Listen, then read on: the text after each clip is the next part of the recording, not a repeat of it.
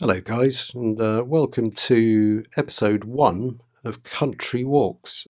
As you can see here, we've got the map of the walks, about 7.5 miles, quite hilly, but overall not much of an elevation in it, but beautiful, mainly off-road. You have to sort of cross a busy B road halfway through, but that's about it really. It's mainly woodland and fields, countryside, and dirt tracks.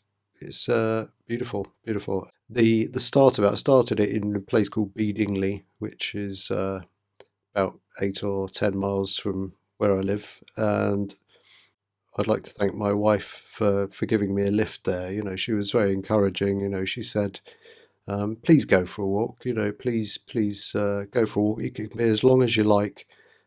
I don't mind. I'll drop you 10, 20, 50, 100 miles from home. You know, she was really encouraging. So I'd like to thank her very much, and thank her very much for the lift.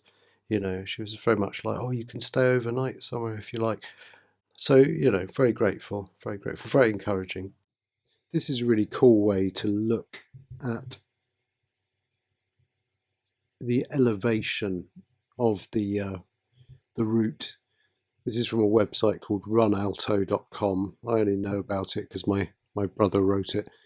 But you can upload a GPX of the route you're doing. He wrote it specifically for runners because he loves doing sort of crazy marathons and ultra marathons and all this kind of stuff like running. So it's really aimed at runners. But I just thought it'd be a good way to sort of show off the elevation of this route.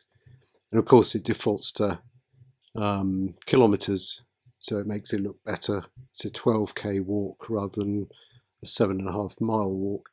But this is just a great way. You can scroll about, you know, and it really sort of shows. I mean, this walk is not particularly high. It's not a super mountainous, or it's not a proper sort of mountain hike or anything like that.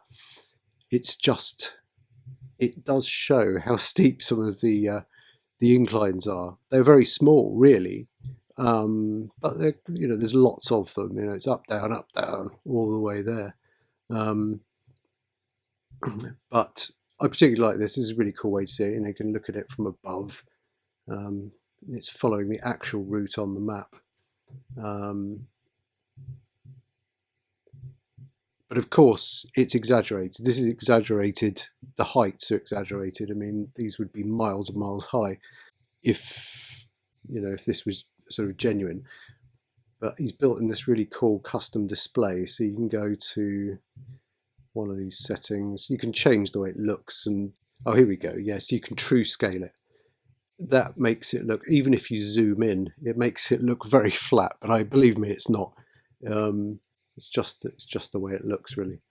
But anyway, you get the idea. This is really cool. Runalto.com, worth a look. I'll probably use this again for future walks. So let's get going. Yeah, I think there's a cattery or some kind of kennels up here, so you do get a little bit of traffic on this road, but not much. It's not too bad.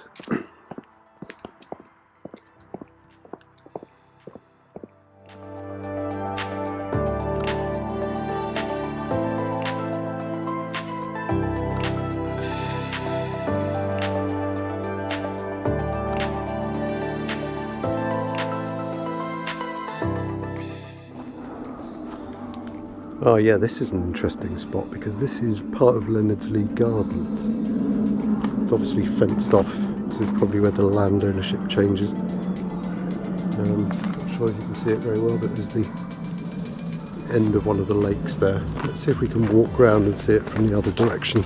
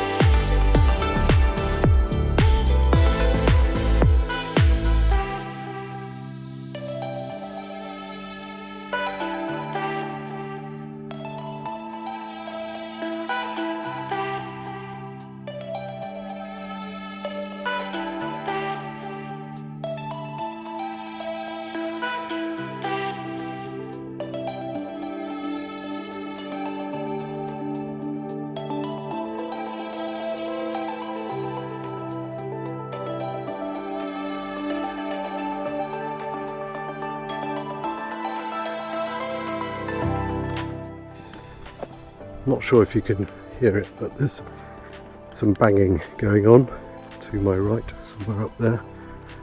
Guess it's the farmer shooting rabbits or grouse or whatever birds they're after.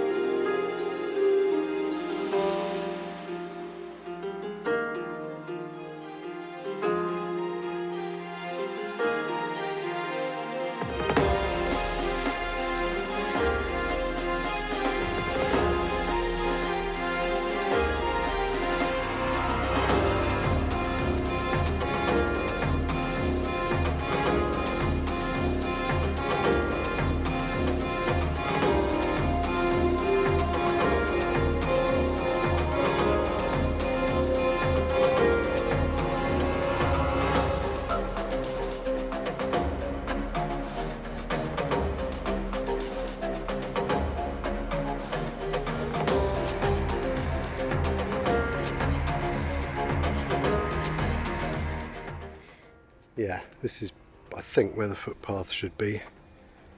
But look, it's all part of this building works. Ooh, look at those rocks over there. That's interesting. What's that? Is that an old? Looks like an old tree stump, but I think it's rocks. This is pretty nasty. It's very wet. Heading up towards Hammer Pond Road. I don't even know if I'm on the track. Unfortunately, it looks like a well-driven path anyway, but the OS map, the pointy thing, the arrow is not pointing in the direction I was expecting.